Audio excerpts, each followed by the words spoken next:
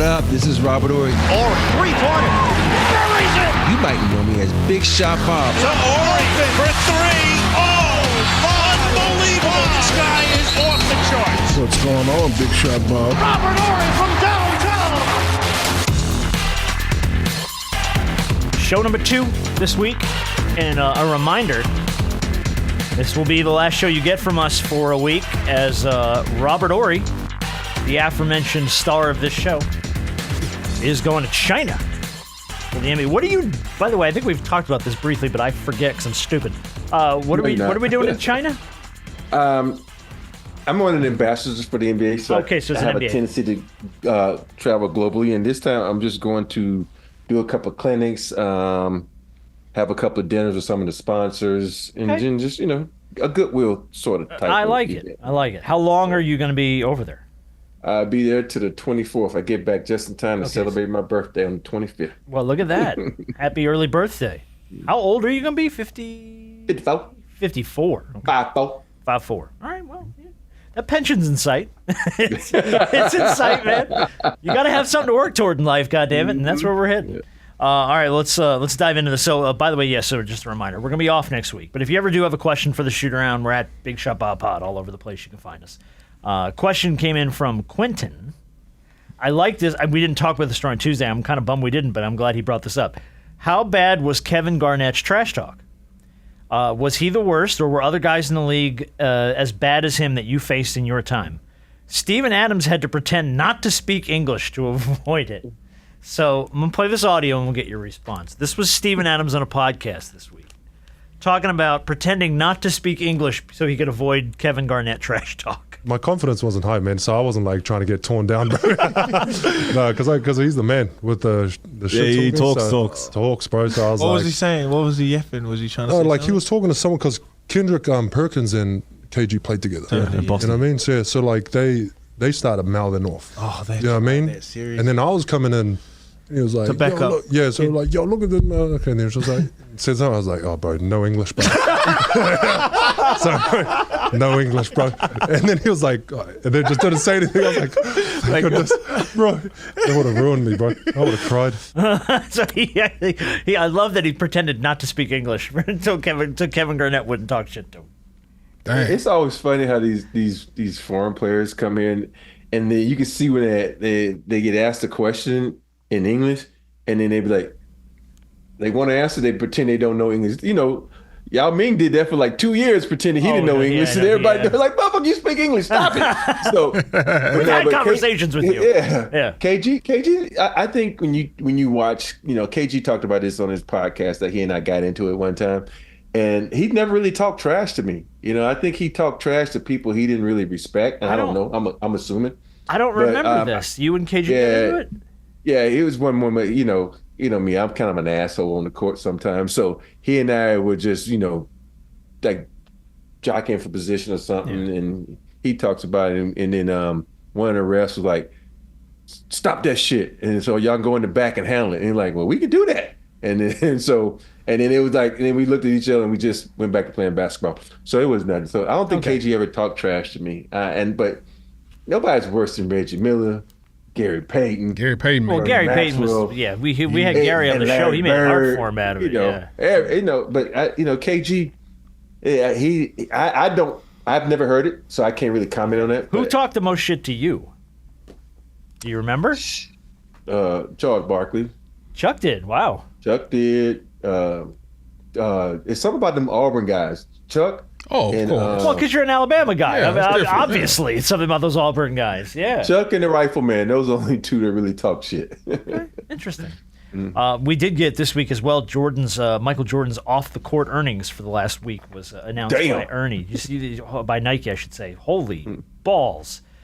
Jordan's earnings from Nike in 2023 was $329 million, just in 2023. For context, that was more than LeBron, Kevin Durant, and Steph Curry made on and off the court combined.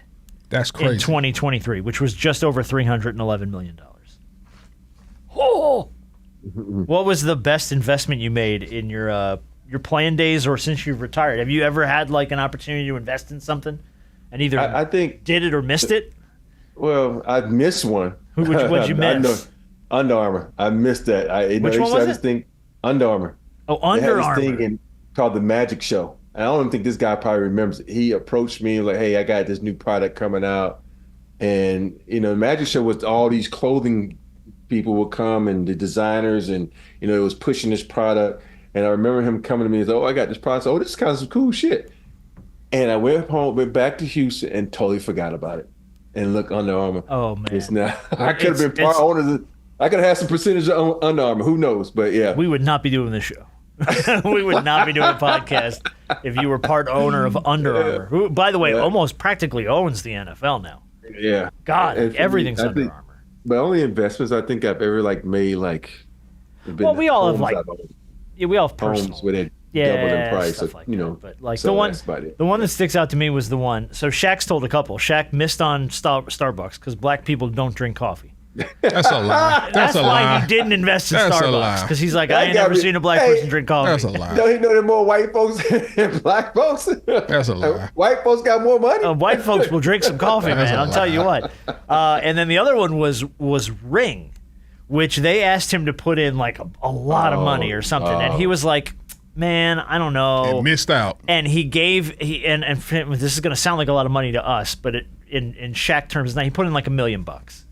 And he was like, "This should be enough to get," and then they ended up selling it to Amazon for 20 times the return. I'm like, he's like, if I'd have put in like 10, I'd have walked away with $200 million. And he didn't. He didn't believe in it. My thing is, when it comes to, does he not, and this is something we probably should know, probably should have asked him at one point, like, does he not have people who can advise him on stuff like, hey, this is what this is going to look like? Well, This is you what- have advisors, but at the end of the day, you have the last. Of course, last say. yeah. Sure, Yeah. yeah. But I mean, it's like, yeah, I would Sometimes imagine you go with your somebody's- gut. Yeah, exactly. Yeah, and it's if you got a feeling about something, and go with it. yeah, but most time that's just Yeah. gas. And I think One of the, I'm it was fine. like one of the things that I did invest into. I'm thinking about when I first got into the NBA. I was scared. I didn't want to invest in nothing and all this. Home Depot was just coming out. I think it was just starting to be Arthur on the Blank. rise. That would have been a good and I one. didn't invest in Home Depot. Oh. I think. So Arthur Blank, the owner of the Falcons, is one of the co-founders of that. Yeah. Oh, is he? Yeah. I did not know that. Yep. He has a lot of money. Yeah. He has a lot, he He's has one a of the lot of money co-founders now. on Depot. He's doing okay. He's getting by. Donovan Mitchell, this week, we had the story pop that he's crediting Stephen A. Smith with giving him the motivation. This was on $1 Million Worth of Game, which is a podcast. Mitchell revealed that Smith's criticism, not recruitment of him, is what spurred him on. He noted he stopped paying attention to media doubts in his second NBA season, which he saw as a sign of respect, helping him recognize his process. So I think we know the answer to this. Did you ever have a guy that kind of shit on you a little bit that motivated you? I think it was Dick Vitale, wasn't it? Dick Vitale. Yeah. Called me the most overrated high school player in the country. Didn't even know me, never saw me play, and just saw that. That I was said, it. "Fuck this." Yeah. And, we all pick out people, And then when I saw Dick, I told him, he says, "No, I didn't say that." I said, "Motherfucker, I got the article I got it on in my tape. Monopoly box at my mama's house." We know what else is in the Monopoly You box. know what too, else in the so Monopoly box? Let's not dive into that black hole. No pun intended. Yeah. But yeah, it's one of those things. You use every little thing. It's almost like the program. You remember the old movie, The Program? It's a Like, great movie, by the way. the guy like, Underrated you- college football movie. You the dude that talked about my mama. Yep. And like you find everything that you can. You even make up shit sometimes. Well, that was to Jordan, motivate you. notorious, right? He used to make up shit, everything. It's like some Yeah, no, guy Shaq- didn't didn't shake Shaq your make hand. up Oh, the he hates story? me. Yeah, he's Did like, Shaq do that about David Robinson too? He made up the story about David Robinson not shaking his hand. Oh, yeah. oh yes, he did. You're absolutely right. He admitted that. Yeah, no, he was Yeah. like, yeah, no, I made that up. Question from Kevin. Rob, have you ever found yourself in a situation where you were unqualified to be somewhere, but you had to do it anyway? It's the story of the Olympic breakdancer from Australia that went super viral. Did you see the fucking breakdancer from Australia? I don't understand. That was great, by the way. And the memes on this have Dead been fish. out of control. They've been so good. So, like, yeah, you were unqualified for the job, but had to do it. Have you ever, like, what did you feel like your first day on TV? Because you had to feel like a little bit of an imposter. Not that you weren't qualified, but, like, if you've never done it before. Well, I was green, and I was like, okay, what do I do? Do I just talk about basketball? Do I say a lot? Do I not say a lot? So if you go back and look at me when I first started at Spectrum, and you could probably count the number of words I say, it's probably like 100. And now it's like, 3,000. And so it's a confidence thing. So it wasn't the fact that, I was making sure that I didn't curse. I was trying to make sure I said the right thing, trying to make sure I didn't say some slang. Now I don't give a shit. I say what the hell I want to say. So that was first. Yeah, I had to agree with you on that one. Yeah. Okay. That's one of those opportunities where you're like, it's not that you're unqualified. Yeah. Just I didn't go to school for it. I was never taught. Yeah. How much media training did you do or go through? Because I know that like professional athletes usually have the option to do that. Zero. None. None. Okay. So I guess that wasn't really a big thing when you got into the league. Because I know now, I think it's like a lot of agents and stuff put that on their clients. Yeah, if you're going to you got to be able to represent yourself and talk to the media and answer questions. Coaching. all these things now. And for me, I wish I would have, just so I'll be a little bit better at what I do. But now I don't give a shit. So it's not like I know you say, well, you can do it now. I don't give a shit now. But isn't that the goal though? The goal is to not give a shit because then that's you being you. You know what I mean? That's you being authentic. But it's the idea of learning how to do it. Exactly. And then the station also has to get to know who you are, and then they let you do who you are. Cater stuff to you, create little bits and stuff for you. Like we have a bit called Good Cop, Bad Cop, where I play the bad cop, and I shit on everybody on the Lakers. Good for you. Like I talk about everybody. Good for you. But it was really popular for like 3 or 4 years, and all of a sudden we stopped doing it. I guess because I don't know, somebody from the Lakers. Somebody got in their feelings. Got caught up in their feelings. That's absolutely right. It was a funny bit though, I would wear the glasses and everything. I wear the hat and so. Darvin Ham got all upset. He stormed into LeBron's office. LeBron's office. I caught that. Thank you. Question from Dak. Rob, what do you think is going to happen with Cee Dee Lamb's deal in Dallas? Yep, that is. I made up the name. I just made up the name because I wanted to ask you about Cee Dee Lamb's deal. So this is a made-up question from Dak. Wanting to know, Jerry Jones doesn't seem to have much urgency in getting his deal done. And I know he's a friend of the family, isn't he? He's a friend of the family. And, it's weird, though, because, Dallas has been notorious for not giving guys their contract, saying, fuck you, we'll wait, because Jerry Jones got more money than anybody in the world. He's like, I'm gonna sit on my shit. Yeah. This brand, hey, you forget about it. We just had a Netflix on our cowgirls, our cheerleaders. Yes. I'm making money off that shit. So yes.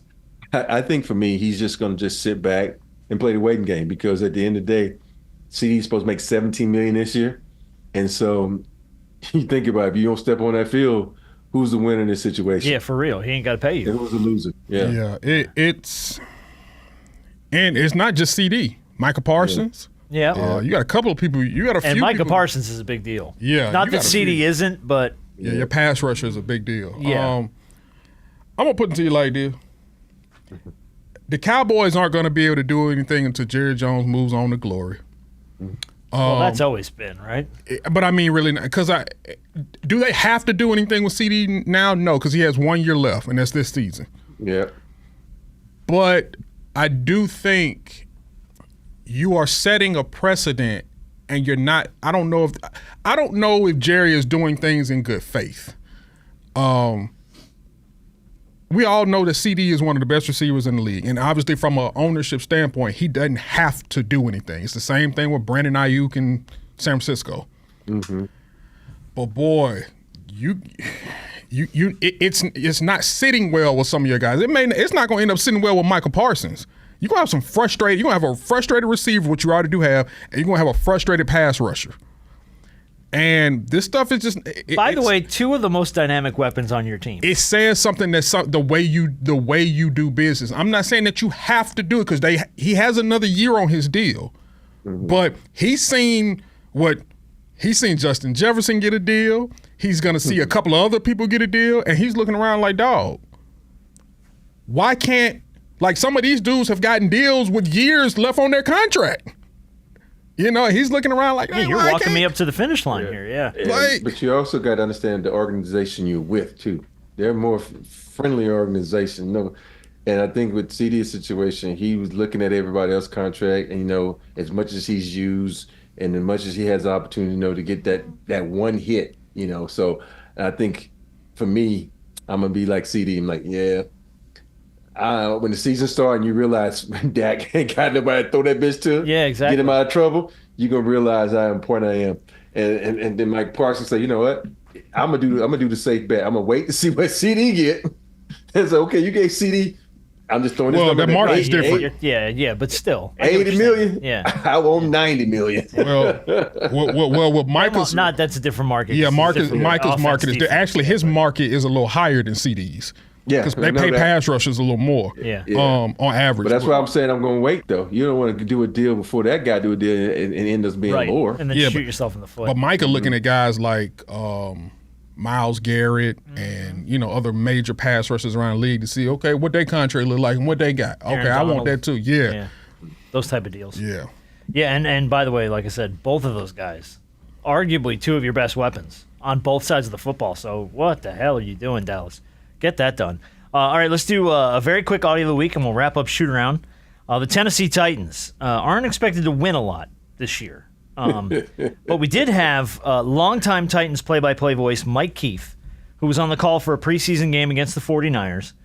This was over the weekend, alongside the analyst Dave McGinnis, who's known as Coach Mac, who's a real Southern guy. And he dropped this on them, and they have never heard this before in their lives. And I wanted to test Rob's Southern vernacular. If I can find it. Oh, here you go. Ready? Tear up Jack and skin Jenny on them. What? Zentner over end punt is going to land at the 6 and go into and through. What did you just say? Into and through the end zone for a touchback. Said you wanted to tear up Jack and skin Jenny. You ever see a mule team? No. That you work hard? I mean, I've seen a mule team, but I mean, what is mule that? Team, Jack and Jenny. That's what is that what they're always called? Yeah. Jack and Jenny. Yeah, so if you're working real hard, you tore them up. That's what we wanted to do with this team. I'm going to give you a glossary of these things, Mike, so you can be ready. I mean, what does that even mean? I mean, it doesn't sound good. You know that, right? No, I thought it sounded great. Rhett liked it. Tore up Jack to skin Jenny. Have you, Southern gentlemen, ever heard that? No, that's country as hell. Dude, I know when he said tore up means. I know Jack and Jenny is the what you call the jackasses, but the mules. Yeah. Yeah.